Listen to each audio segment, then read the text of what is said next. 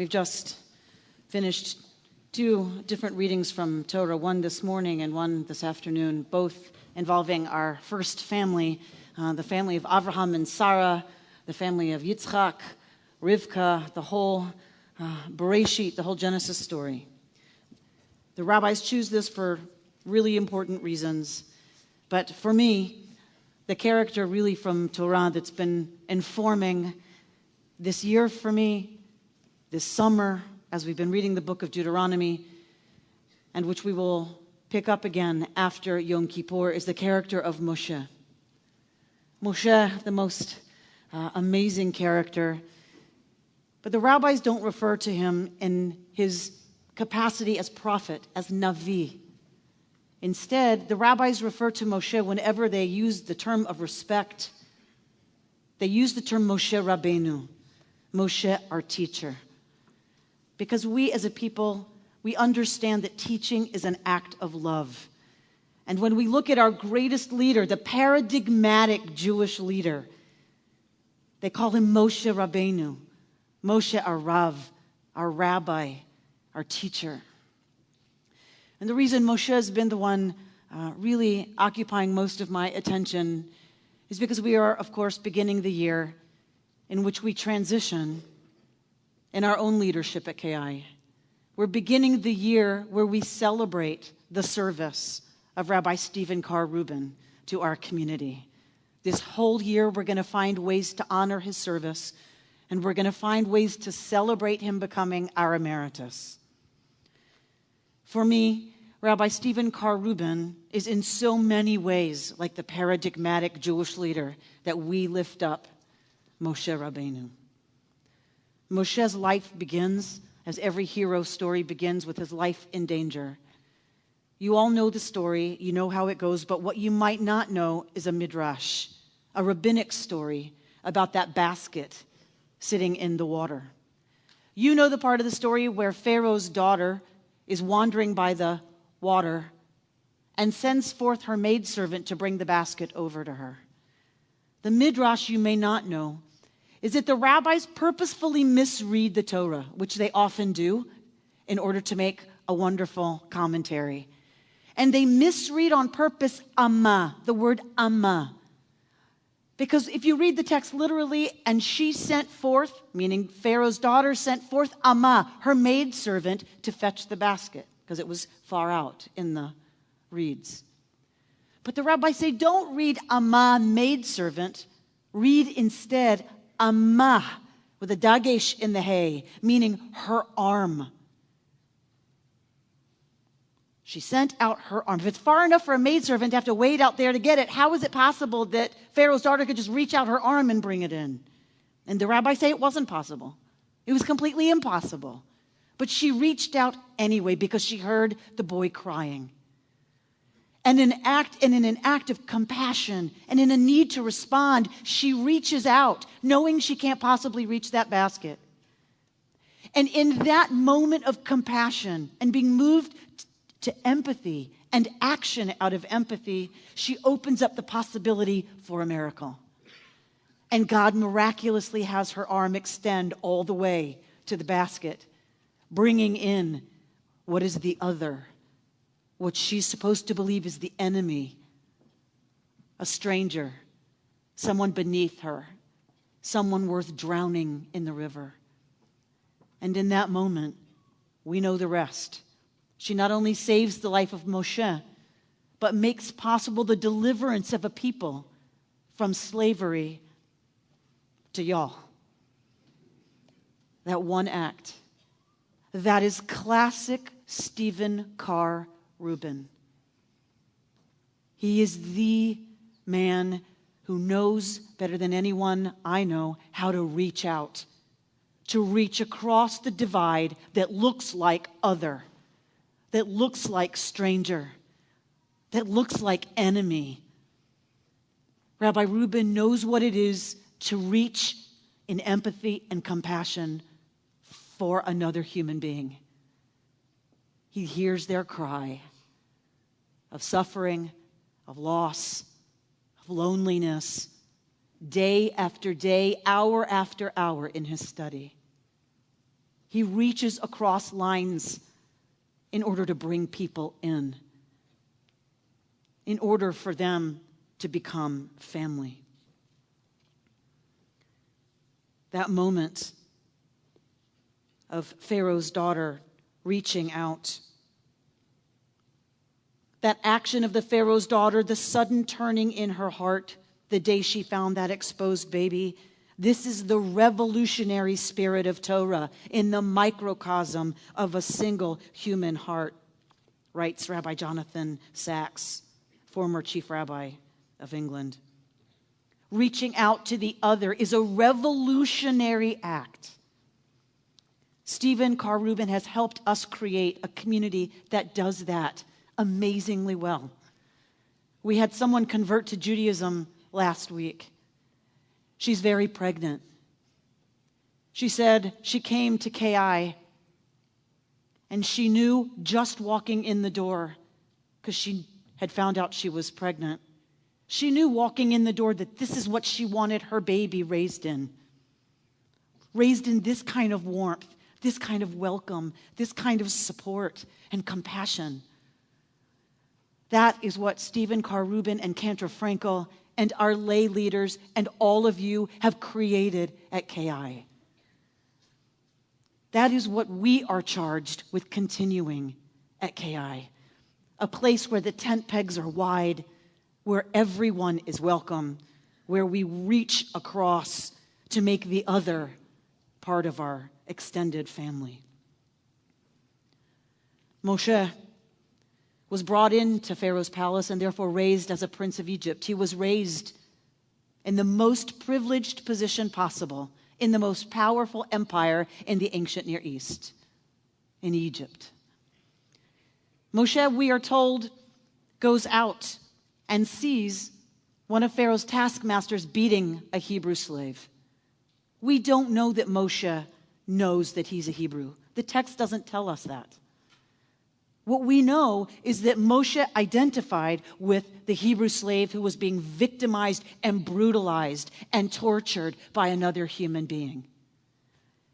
Moshe, raised in the halls of power, would have been raised to believe that that was okay. But he doesn't. And again, out of empathy, Moshe acts. He has the courage and the strength to act. He looks either way, sees that nobody's looking, and kills the taskmaster. So why does he have to flee Egypt? Why is he a fugitive? Because the next day he comes across that Hebrew whose life he saved. And what does the Hebrew slave say to him? Thank you? The Hebrew slave says to him, oh, what, you're going to kill me too now? Like you did that Egyptian? And Moshe knows now that his life is forfeit to Pharaoh and that he has to leave Egypt. In the words of our President Abraham Lincoln, I don't know why that man hates me. I never helped him. Moshe didn't get thanks for acting on behalf of someone who was being brutalized or victimized. Moshe's own people turned on him.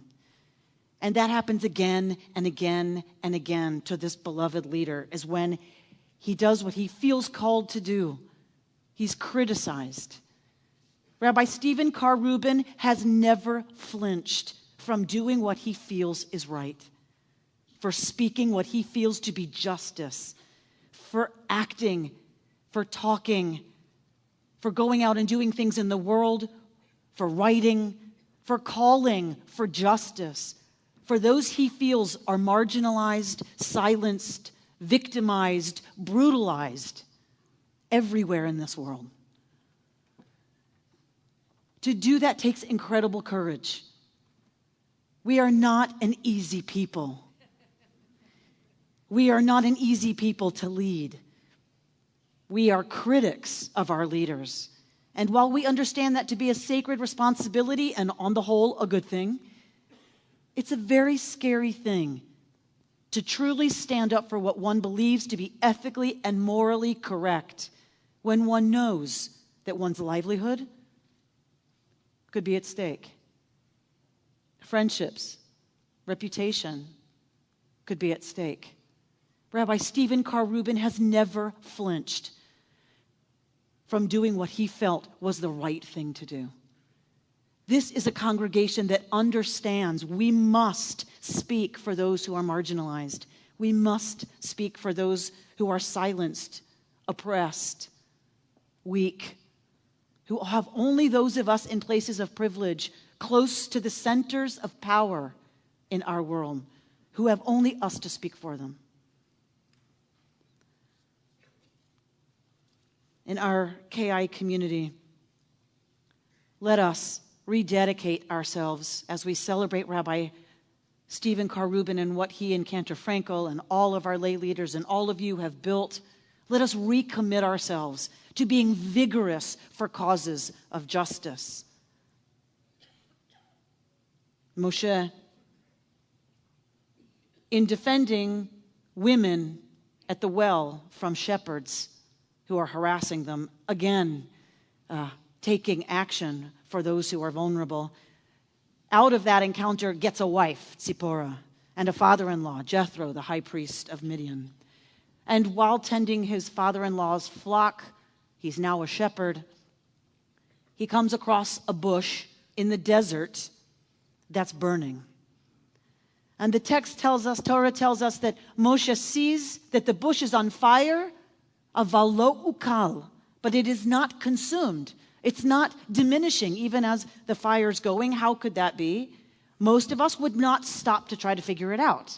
With a bunch of sheep in a very dry desert, with something on fire, one generally, as a shepherd, would take the sheep and go the other direction as quickly as possible. But that is not what Moshe does. Moshe stops. And Torah tells us he stops so that he can look at the bush. And then Torah tells us that Moshe turns aside to go see what's going on. Moshe is incredibly curious. Moshe has the ability to pay attention. Moshe wants to know. Rabbi Jonathan Sachs, in writing about Jewish leadership, says, leaders learn. They study more than others do. They read more than others do. The Torah says that a king must write his own Sefer Torah. Study makes the difference between the statesman and the politician, between the transformative leader and the manager. If you know anything about Rabbi Rubin, you know how curious and active his mind is. He's always asking questions. He's always reading, always. He reads books faster than any human being I know. He's always wanting to know, if you say anything, tell me more about that. I didn't know anything about that. Tell me more about that. What do you do? Tell me more about that. This is how he approaches all topics, all people. But here's the thing. He also approaches people who disagree with him the same way. He approaches people who want to come criticize him. He opens his door, sit down. Tell me more about that. How did you get there? How did you get to that place? Tell me more. That is what responsibility is about. It's about having the curiosity and the courage and the openness to be able to ask someone who's criticizing you, how did you get to that place? To really want to know. That is a fantastic quality. He has created, again, with lay leaders, it is the absolute culture of KI to be able at any meeting, at any time, to come up and float some crazy idea. Because the environment encourages questioning. And it encourages people to just throw stuff out there and see where it goes. How are we doing at KI? How are we doing in our lives, in our personal lives? How are we doing at being curious, particularly with people who disagree with us? Are we reaching across and asking, help me understand, so that we can build relationships? Or are we reacting habitually? Moshe, as teacher, knew that as much as he loved learning, hanging on the mountaintop with God, that wasn't going to do any good. That in order for the message to be heard, Moshe had to speak to the people. And so Torah tells us very clearly, Moshe went down and spoke with the people. Moshe did not stay on Sinai and deliver a lecture. Moshe did not talk down to the people. Moshe knew how to put his brilliant revelation, his own revelatory understanding that he wanted so much to communicate. He knew how to put that in language that the people could hear, in language that they could access, so that they could take it in and have it change their lives and their relationships and the way they would live. Rabbi Stephen Carr Rubin is a master at communicating what he understands to be his revelatory message. In his books, in his articles, in his Torah commentary, here on this very bima, we have heard him do it over and over and over again. We're going to ask him to continue to do it. You'll continue to get his Torah commentary. He'll continue to address us from this bima as our Rabbi Emeritus. In honoring his service and honoring what he's created, let us check how we're communicating with each other. How are we communicating with our children? Are we preaching to them from on high? Or are we speaking with them? Our employees, our students, the person who takes our money when we're leaving a parking lot. How are we communicating? How are we doing? Living into the values that have been modeled so genuinely for us. The Moshe that we encounter visually in art is often depicted alone. He's a lonely figure if you look at how he's represented. And sure, there's a reading of Moshe's life that could be pretty lonely. But that's not really what Torah tells us. When Yitro comes to Moshe and says, look, you're burning out. It isn't good for you to do everything by yourself. It's not good for you. But here's the other thing that Yitro says. He says, it's not good for the people either. So get yourself 70 folks and get other folks underneath them. And you need to start committees. And you need to have chair people for those committees. And you need to have committees of the committees. And they need to have meetings. And you need to not go to them. And Moshe listens. And Moshe puts together an entire system, the judiciary system. He follows that advice because Judaism prefers the leadership of influence to the leadership of power, says Rabbi Sachs.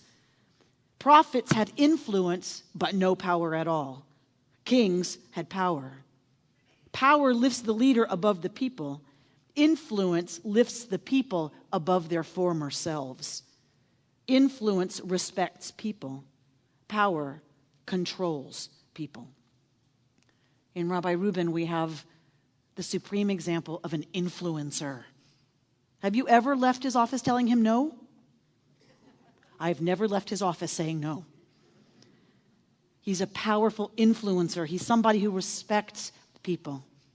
Let us continue to build a KI that is respectful, a place that encourages people to grow into their own leadership, to take leadership, to encourage people to step to the center if they've been at the edges, and let us commit to doing that ourselves.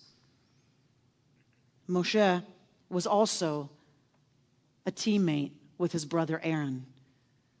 The Midrashic tradition is that Moshe could not speak. It was Aaron who spoke whenever Moshe addressed the people. That Aaron was the voice of Moshe and of, therefore, Torah. Watching Rabbi Rubin and Cantor Frankel, you know what beautiful partnership is, what teamwork is, what it is to have a partner who complements you. Cantor Frankel, the gorgeous voice of KI, the voice of the Torah through our liturgy, through ritual, through song, Friday night, Shabbos morning, Thursday afternoon, doesn't matter. That partnership has been a strong and fruitful one for KI. He was Oseh Shalom Verodef Shalom, says our tradition about Aharon, a lover and pursuer of peace. That team structure is in place. That team remains strong and will remain strong into the future. Our Ohev and Rodef Shalom here. Rabbi Sachs says, the mature leader, the true mature leader, plans for succession. He says, for each of us, there is a Jordan we will not cross, however long we live, however far we travel. It is not for you to complete the task, said Rabbi Tarfon, but neither are you free to disengage from it. But, says Rabbi Sachs, this is not inherently tragic. What we begin, others will complete, if we have taught them how. Rabbi Reuben has taught us how. He has taught us how to complete in our own time what he has started. The leaders and staff at KI, the lay professional partnership that he started and has nourished, will go on. As Rabbi Barron said in his book, Moses as Manager, Moses, who lived to be 120, didn't choose a successor at 119. He had singled out Joshua 38 years earlier when the young man returned from a scouting expedition to Canaan. Moses didn't pick a less intense version of himself. Joshua was his own man with an identity and style very different from that of Moses. Different skills for different times. Rabbi Reuben, in his great maturity and in his great wisdom, wanted to choose his own successor with the board of directors, with the staff and clergy and your input. He did that. He didn't pick a successor that's a less intense version of himself. He picked different skills for a different time. A leader who could be their own kind of leader, her own person, her own kind of rabbi, and has done nothing but encourage and teach, mentor, and love his successor through the very frightening prospect of succeeding him. We will be hiring another rabbi. We trust that you will help us do that and give us your feedback as we go into the process of choosing the next assistant or associate rabbi for KI. And as Rabbi Reuben becomes emeritus, I'm going to ask you to give him two things. He doesn't need any other things. He doesn't need another book. He doesn't need a plaque on the wall. He doesn't need anything except two things, which again, Torah teaches us from the life of Moshe. There can come a time in the life of any truly transformative leader when the sun of hope is eclipsed by clouds of doubt. Not about God, writes Rabbi Sachs, but about people. Above all, about oneself. Am I really making a difference? Am I deceiving myself when I think I can change the world? I have tried. I've given the very best of my energies and inspiration, and yet Moshe despairs. Has he really, truly made a difference?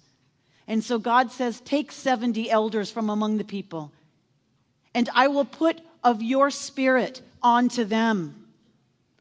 But we've already seen that Moshe's created this whole system of the judiciary. What is this thing about? Rabbi Sachs says, God let Moses see the influence he had on others. For a brief moment, God took the spirit that is on you and put it on them, so that Moses could see the difference he had made to one group, the 70 elders. Moses needed nothing more. He did not need their help. He did not need them to continue to prophesy. All he needed was a transparent glimpse of how his spirit had communicated itself to them. Then he knew that he had made a difference. Give Rabbi Reuben the gift that's really the only thing any leader wants and that's to believe that he has made a difference in your life. Write him an email, write him a letter, call him. Tell him a story of a way he's made a difference to you, to your family, to someone in the community that you know about. Even if you think he knows the story, tell him. This is what we can give him as he retires and goes out to take his message to a larger audience, to the rest of the world. The next thing that Moshe does is that he calls Joshua to him in front of all the people so that they know that Joshua has Moshe's full confidence. And what Moshe says to Joshua is 2 words: Chazak ve'amatz. Be strong and be of good courage. Because that is the way what they've tended and what they've given their lives to will flourish and grow and continue to do good things in the world and continue to transform lives and communities. Chazak ve'amatz. Let Rabbi Reuben know, let leadership know that you are strong and of good courage as a congregation, that you know that what Rabbi Reuben has built, what you all have built with him, is going to be fantastic. Let him know he can rest, he can let go, because we will take KI to the next place y'all are ready to go. Chazak ve'amatz. Shana Tova.